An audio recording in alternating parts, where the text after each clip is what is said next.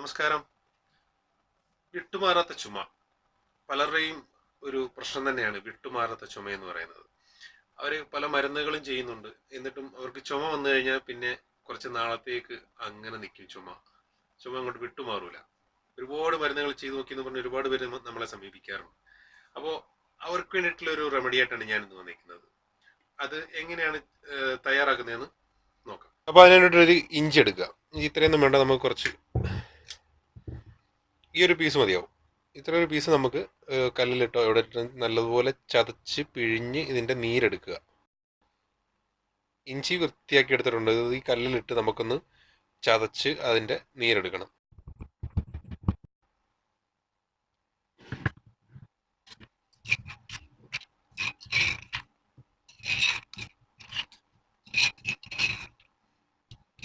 അപ്പോൾ ഇഞ്ചി നമ്മൾ കല്ലിലിട്ട് ചതച്ച് നല്ലപോലെ ചതച്ച് അതിൻ്റെ നീരെടുത്തിട്ടുണ്ട്. ഇനി നമുക്ക് വേണ്ടത് നല്ല പ്യുവർ തേനാണ്. ഒറിജിനൽ തേൻ വേണം നമുക്ക്. ഇനി ഒരു പാത്രത്തിലേക്ക് 1 ടീസ്പൂൺ തേന് ഒഴിച്ചു കൊടുക്കുക.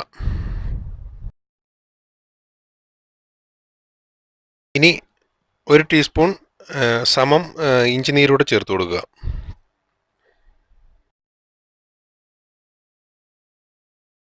എന്നിട്ട് നല്ല രീതിയിൽ മിക്സ് ചെയ്ത് കൊടുക്കുക.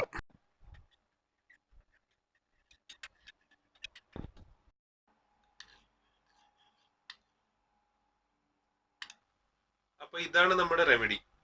അപ്പോൾ ഇത് ചുമയുള്ളവർ രാവിലെയും വൈകുന്നേരവും കഴിച്ചു കൊടുത്താൽ മതി. ഇത് പെട്ടെന്ന് ചുമ മാറി കിട്ടും. ഇത് വേറെ സൈഡ് എഫക്റ്റ് ഒന്നും ഇല്ലാത്തതാണെന്ന് നിങ്ങൾക്ക് അറിയാലോ. അപ്പോൾ എല്ലാവരും ഒന്ന് ട്രൈ ചെയ്ത് നോക്കുക. ചുമയ്ക്ക് നല്ലൊരു മരുന്നാണ്.